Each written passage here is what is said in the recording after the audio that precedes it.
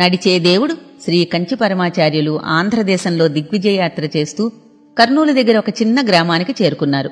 కొండల మధ్య ఉన్న ఆ గ్రామం సాయం సంధ్యాకాంతిలో గోధూళితో నిండి చాలా ఆహ్లాదంగా కనిపిస్తోంది. స్వామివారి రాకను తెలుసుకున్న ఆ ఊరి జమీందారు పూర్ణకుంభంతో స్వామివారికి స్వాగతం పలికి ఆశీర్వచనం తీసుకున్నాడు. గ్రామ ప్రజలందరూ మెల్లమెల్లగా స్వామివారిని దర్శించుకుంటూ ఉన్నారు. స్వామివారు కొద్ది రోజులైనా తమ ఊరిలోనే బస చేసి తమను అనుగ్రహించాలని వేడుకుంటూ ఆ సంవత్సరం వర్షాలు సరిగ్గా కురవలేదని తమ గోడును విన్నవించుకున్నారు. ఏమనుకున్నారో ఏమో కాని స్వామివారు కార్యదర్శి వైపు చూస్తూ, మనం ఇక్కడే 21 రోజులు విడిది చేద్దాం అన్నారు. కాని స్వామివారి యాత్రలో ఆ ఊరి ప్రస్తావన లేకపోవడంతో ఆ ఊరిలో బస చేయడానికి ముందుగా ఏర్పాట్లు ఏవీ చేయలేదు. స్వామివారి హఠాత్ నిర్ణయానికి ఏమనాలో అర్థం కాక స్వామివారి ఆజ్ఞ కదా మౌనంగా తలూపాడు. భక్తులందరూ ఉత్సాహంగా సహకరించడంతో ఆ ఊరి శివాలయ ప్రాంగణంలోనే విడిది ఏర్పాట్లన్నీ చకచకా పూర్తయ్యాయి. మరుసటి రోజు స్వామివారు స్నానానంతరం చంద్రమౌళీశ్వర పూజకి కూర్చున్నారు. పూజా ద్రవ్యాలలో బిల్వపత్రాలు లేకపోవడంతో కార్యదర్శిని, బిల్వపత్రాలు లేవా అని ప్రశ్నించారు. లేవు స్వామి, బిల్వపత్రాలు ఈ ఊరిలో ఎక్కడా దొరకలేదు. ఇక్కడ వారెవరికి తెలియవట. అయినా జమీందారు అన్ని వైపులకి మనుషుల్ని పంపారు. కొద్దిసేపులో ఎలాగైనా వచ్చేస్తాయి అన్నాడు కార్యదర్శి హీనస్వరంతో. సరే అంటూ పరమాచార్యులు ధ్యానంలోకి వెళ్ళిపోయారు. అప్పుడు సమయం 11 అవుతోంది. బిల్వాలు వెతుక్కుంటూ వెళ్లిన వాళ్లందరూ బిల్వాలు ఎక్కడా దొరకలేదని తిరిగొచ్చేశారు. కార్యదర్శికి ఏం చేయాలో అర్థం కాలేదు. బిల్వాలు లేకుండా స్వామివారు చంద్రమౌళీశ్వర పూజ చేయరు. పూజ చేయకపోతే స్వామివారు భిక్ష తీసుకోరు. ఇంకా 21 రోజులు ఇక్కడే గడపాలి. ఏం చేయాలో పాలుపోక కళ్ళ నిండా నీళ్లతో మూల కూలబడ్డాడు. సమయం 11:30 అయింది. ధ్యానంలో ఉన్న స్వామివారు కళ్ళు తెరిచారు. ప్రశాంతంగా ఉన్నారు. ఇంతలో కైంకర్యం చేసే ఒకతను తన చేతిలో బిల్వదళాల బుట్టతో పరిగెత్తుకుంటూ వచ్చాడు. బిల్వాలే దొరకవన్నారు కదా, ఎలా దొరికాయి అంటూ బిల్వాల వైపు పరీక్షిస్తూ అడిగారు. ఆ బుట్టలో ఉన్న ప్రతి బిల్వం తాజాగా 3 దళాలతో ఎంతో శ్రద్ధగా కోసి తెచ్చినట్టుగా ఉన్నాయి. స్వామివారు చంద్రమౌళీశ్వర పూజ మొదలుపెట్టి బిల్వార్చన ఇలా పూర్తి చేశారో లేదో బయట వాతావరణం అంతా చల్లగా మారిపోయి కుండపోత వాన కురవడం మొదలుపెట్టింది. శివుడికి ఒక్క బిల్వం సమర్పిస్తేనే ఐశ్వర్యం ఇస్తాడంటారు. అటువంటిది స్వామివారి చేత్తో సహస్ర బిల్వార్చన చేస్తే ఆ ఊరి ప్రజలకు కావలసిన ఐశ్వర్యాన్ని ఇచ్చేశాడు చంద్రమౌళీశ్వరుడు. ఆ గ్రామ ప్రజల ఆనందానికి అవధులు లేకుండా పోయాయి. స్వామివారు పూజ ముగించి అందరికీ ప్రసాదం ఇస్తూ, బిల్వాలు ఎవరు తెచ్చారో వారిని పంపండి, ప్రసాదం తీసుకుంటారు అన్నారు కార్యదర్శితో. కార్యదర్శి తెల్లమొహం వేస్తూ, స్వామి, బిల్వాలు ఎవరు తెచ్చారో తెలియలేదు, కింద మండపం గట్టు మీద పెట్టేసి వెళ్ళిపోయారు అన్నాడు.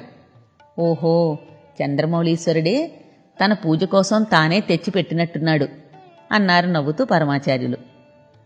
ఆ ఊరి జనాల సందోహంతోనూ స్వామివారి అనుగ్రహ భాషణంతోనూ ఆ రోజంతా గడిచిపోయింది. మళ్లీ మరుసటి రోజు వచ్చింది. సుమారు 9 గంటలకి కార్యదర్శి వెళ్లి చూడగా క్రితం రోజు బిల్వాలు కనిపించిన చోటే నవనవలాడుతూ బిల్వాలు దర్శనమిచ్చాయి. కార్యదర్శి చుట్టూ పరికించి చూశాడు. అక్కడ ఎవరూ కనిపించలేదు. సరే అనుకుంటూ బిల్వాలు తీసుకువెళ్లి స్వామివారి ముందు ఉంచాడు. బిల్వాలు చూడగానే ఎవరు తెస్తున్నారో తెలిసిందా అని అడిగారు స్వామివారు. లేదు స్వామి అంటూ తలూపాడు కార్యదర్శి. సరే, రేపొద్దున్న బిల్వాలు తెస్తున్న వారిని ఎలాగైనా గుర్తించి నా దగ్గరికి తీసుకురండి అన్నారు స్వామివారు. మరుసటి రోజు పొద్దున్నే కార్యదర్శి ప్రతిరోజు బిల్వాలు కనిపించే చోట కాపు కాసి నిలుచున్నాడు. సుమారు 8 గంటలవుతోంది. ఒక 12 ఏళ్ల బాలుడు బిల్వాల బుట్ట చెప్టా మీద పెట్టి వెళ్ళిపోబోయాడు. కార్యదర్శి వెంటనే అడ్డుపడి స్వామివారు నిన్ను తీసుకురమ్మన్నారంటూ ఆ బాలుణ్ణి స్వామివారి దగ్గరికి తీసుకెళ్లాడు. తప్పైపోయింది, క్షమించండి స్వామి అంటూ ఆ బాలుడు బిక్కుబిక్కుమంటూ స్వామివారికి దూరంగా నిల్చున్నాడు. స్వామివారు ఆప్యాయంగా, ఇలా దగ్గరగా రా అంటూ పిలిచారు. ఆ బాలుడిలో ఉన్న బెరుకు కాస్తా పోయి స్వామివారికి కొద్దిగా దగ్గరగా వచ్చాడు. స్వామివారు ఆ బాలుని ఆపాదమస్తకం చూస్తున్నారు. పూజ కోసం బిల్వాలని ఎంతో శ్రద్ధగా భక్తిగా తుంచి తెస్తున్న సంస్కారం ఆ బాలుడిలో కనిపిస్తోంది. నడుముకి ఆచ్ఛాదనగా కట్టుకున్న ఆ గుడ్డ అక్కడక్కడా చిరిగి ఉన్నా శుభ్రంగా ఉతికి కట్టుకున్నట్టుంది.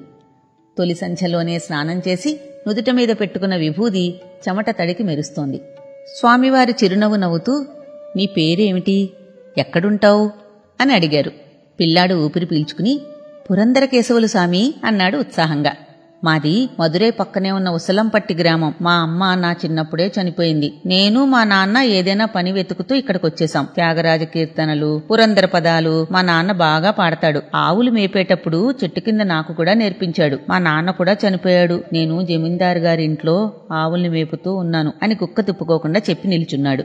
స్వామివారు ఆ పిల్లాడి మాటలను ఆసక్తిగా వింటూ, సరే పురందరా, ఈ ఊళ్ళో ఎవరికీ దొరకని బిల్వాలు నీకు మాత్రం ఎలా దొరికేయి అని ప్రశ్నించారు. స్వామివారు తనని పురందరా అని ముద్దుగా ఆప్యాయంగా పిలిచిన పిలుపుకి ఆ పిల్లాడు పులకరించిపోతూ మళ్లీ పిలిస్తే బాగున్ను అనుకున్నాడు. చెప్పు పురందరా, ఎలా దొరికాయి అని అడిగారు స్వామివారు. సామి, మా నాన్న బతుకున్నప్పుడు మేము ఆ కొండల వెనకాల ఆవుల్ని మేపడానికి వెళ్లేవాళ్లం. అక్కడ 3 ఆకుల చెట్టు చూపిస్తూ, ఇవి శివయ్యకు చాలా ఇష్టం, వీటితో శివయ్యకు పూజ చేస్తే మళ్లీ జన్మ లేకుండా తనలో కలిపేసుకుంటాడు, దాన్నే మోక్షం అంటారు అని చెప్పేవాడు. నేను ఈ బిల్వాలు కొండెనకాల శివయ్యకి వేస్తుంటాను సామి. మీ వాళ్ళు మొన్న వీటిని వెతుకుతూ అందరినీ అడుగుతూ ఉంటే విన్నాను. నేను అంటరాని వాణ్ణి కదా, నేను తెచ్చి ఇచ్చానని తెలిస్తే మీరు పూజ చేయరేమో అని కింద పెట్టేసి వెళ్ళిపోయేవాణ్ణి స్వామి అన్నాడు అమాయకంగా. స్వామివారు ఆ పిల్లాడు అమాయకపు మాటలకి ఒక్కసారిగా చెలించిపోయి చిన్న నిట్టూర్పు వదిలారు. ఇక్కడే కూర్చో, పూజ అయిన తర్వాత ప్రసాదం తీసుకుని వెళ్దువుగాని అన్నారు వాత్సల్యంగా. చంద్రమౌళీశ్వర పూజ మొదలైంది. ఆ పిల్లాడు పుట్టిన దగ్గర నుండి ఇంత దగ్గరగా ఏ పూజ చూడకపోవడంతో ఆశ్చర్యంగా, భక్తిగా, శ్రద్ధగా చూస్తూ మఠం వేసుకుని బుద్ధిగా కూర్చున్నాడు. పూజ ముగిసింది. స్వామివారు అందరికీ ప్రసాదం ఇస్తూ లోపల నుండి కొత్త పంచా చాపు తెప్పించి వాటిలో కొన్ని పళ్ళు పెట్టి, పురందరా ఇలారా అంటూ దగ్గరికి పిలిచి ఆ పిల్లాడి చేతిలో పెడుతూ, నీకేవైనా కోరికలుంటే చెప్పు అంటూ అడిగారు ఆప్యాయంగా. పెద్ద పెద్ద కోరికలు ఉండకూడదని మా నాన్న చెబుతుంటారు సామి, కాని నాకు 2 చిన్న కోరికలున్నాయి, అవి తీరుస్తారా అని అడిగాడు అమాయకంగా. సరే చెప్పు అన్నారు స్వామివారు. ఒకటి ఇప్పుడు చెప్తా సామి, ఇంకొకటి మీరు వెళుతున్నప్పుడు చెబుతా అన్నాడు పురందరుడు. స్వామివారి చిరునవ్వుతో, సరే మొదటి కోరికేమిటో చెప్పు అని అడిగారు. వెంటనే పురందరుడు, స్వామి, మా నాన్న నాకు పాటలు నేర్పాడు కదా, మీరు వెళ్లే వరకు ప్రతిరోజు ఒక పాట వినాలి అని అన్నాడు. వెంటనే స్వామివారు ఆప్యాయంగా, సరే పురందరా, రేపటి నుండి ప్రతిరోజు పూజ అయిన తర్వాత ఒక పాట పాడు, నేను వింటాను అన్నారు. వెంటనే పురందడొక్క గంతేస్తూ, సరే సామి, రేపొస్తాను అంటూ ఆనందంతో పరిగెట్టాడు. స్వామివారు ఆ పిల్లాడు వెళ్లిన వైపు కొద్దిసేపు మౌనంగా చూస్తూ ఉండిపోయారు. స్వామివారు త్రికాలజ్ఞులు. పిల్లవాడు చెప్పనంతలో తెలియదా ఆ పిల్లవాడి 2వ కోరికేమిటో? పురంధరుడిపై స్వామివారు చూపిస్తున్న ప్రత్యేక అభిమానానికి చుట్టూ ఉన్నవారంతా చెలించిపోయారు. మరుసటి రోజు పొద్దున్నే పురంధరుడు స్వామివారిచ్చిన కొత్త బట్టలు కట్టుకుని, నుదుటి మీద విభూది రేఖలు పెట్టుకుని, పొడుగ్గా ఉన్న జుట్టుని ముడివేసుకుని, చేతిలో బిల్వదళాల బుట్టతో స్వామివారి ముందు నిల్చున్నాడు. స్వామివారు పురంధరుణ్ణి చూసి చిరునవ్వు నవ్వి పక్కనే కూర్చోబెట్టుకున్నారు. స్వామివారి పూజ ముగిసింది. ప్రసాదం అందరికీ ఇచ్చి పురంధరుణ్ణి దగ్గరగా పిలిచి, ఏది పాట పాడతాన్నావు, పాడు అన్నారు. పురంధరుడు స్వామివారి ఎదురుగా మఠం వేసుకుని కూర్చుని స్వామివారిని చూస్తూ, చంద్రచూడ శివశంకర పార్వతీ రమణ నెనగే నమో నమో అంటూ పురంధరదాసు పదం అందుకున్నాడు. పురంధరుడి పాటలో పాండిత్యం లేకపోవచ్చు గాని మాధుర్యంతో కూడిన భక్తి కనిపిస్తోంది. అయినా సంగీతం ఏ ఒక్కరి సొత్తూ కాదు. జానపదాల నుండి త్యాగరాజ కీర్తనల వరకు ప్రతి ఒక్కటి పరమేశ్వర సృష్టే. పురంధరుడు పాడుతున్నంతసేపు స్వామివారు కళ్ళు మూసుకుని పారవస్యంతో వింటున్నారు. ఆ సమయంలో భక్తులిచ్చిన తులసిమాలని తలమీద అలంకరించుకున్న స్వామివారిని చూస్తుంటే సాక్షాత్తు చంద్రశేఖరుడులాగే దర్శనమిస్తున్నారు. పాటంతా తదేకంగా విన్న స్వామివారు, భేష్ భేష్ పురందరా, చాలా బాగా పాడేవు అంటూ అభినందించారు. ఇలా 21 రోజులు గడిచిపోయాయి. స్వామివారి విజయయాత్ర పూర్తే బయలుదేరారు. స్వామివారి కళ్ళు ఎవరికోసమో వెతుకుతున్నాయి. ఒక మూలగా మౌనంగా నిల్చున్న పురందర కేశవులు కనిపించాడు. దగ్గరికి రమ్మన్నట్లుగా పిలిచారు స్వామివారు. పురందరుడు దగ్గరగా వచ్చి కళ్ళనీళ్లతో నిలబడ్డాడు. చెప్పు పురందరా, నీ 2వ కోరిక ఏమిటి అని అడిగారు స్వామివారు. పిల్లవాడు మెల్లగా నోరు తెరుస్తూ, స్వామి, మా నాన్నగారు ఎప్పుడూ చెబుతూ ఉండేవారు, మనం దేవుడి దగ్గర పెద్ద పెద్ద కోరికలు కోరుకోకూడదు, మనం చనిపోతే మళ్లీ పుట్టకుండా మోక్షం కోరుకోవాలని. ఆ మోక్షం ఇప్పించండి స్వామి అన్నాడు బొటపట కన్నీరు కారుస్తూ. అంతే. ఆ పిల్లాడి మాటలకు చుట్టూ ఉన్న జనం ఒక్కసారి హతాశులైపోయారు. త్రికాలజ్ఞులైన స్వామివారు మాత్రం ఆ బాలుడి జీవుని తపన ఏనాడో గ్రహించారు. చంద్రమౌళీశ్వరుడి అనుగ్రహంతో నీకంతా మంచే జరుగుతుంది అని దీవిస్తూ పురంధరుడి చేతిలో ప్రసాదం ఉంచి ముందుకు కదిలారు స్వామివారు. ఊరి జనమంతా స్వామివారి వెంట కదిలారు. పురంధరుడు ఒక్కడే అక్కడ మిగిలాడు. కళ్ల నిండా నీళ్లతో అక్కడే వెక్కి వెక్కి ఏడుస్తూ నిల్చున్నాడు.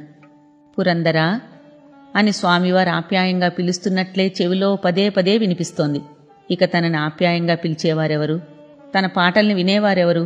ఇక తను స్వామివారిని చూడలేనా అని తనలో తనే రోధిస్తున్నాడు.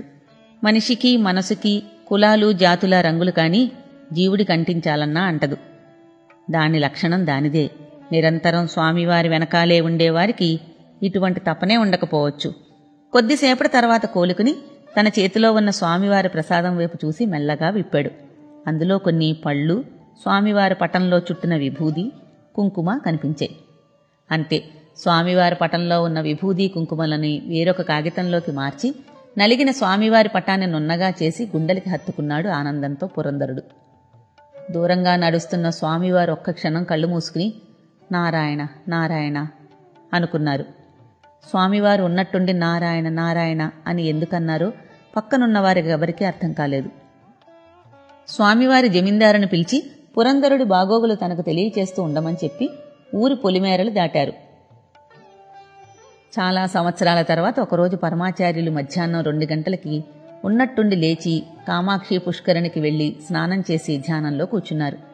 గంట తర్వాత లేచి మళ్లీ స్నానం చేసి మళ్లీ ధ్యానంలో కూర్చున్నారు.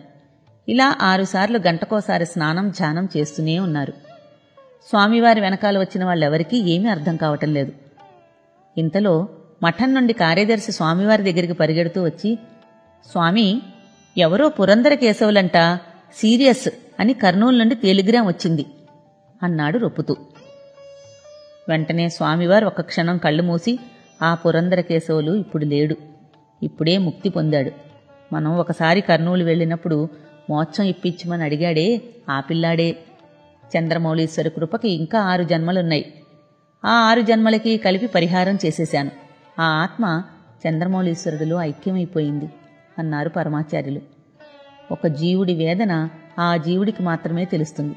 లేదా పరమాచార్యులు వంటి గురువుల అనుగ్రహం లభించినప్పుడు ఆ వేదన శాంతింపచేయబడుతుంది. ఆ నడిచే దేవుని పాదపద్మాలకు నమస్కరించుకుంటూ మళ్లీ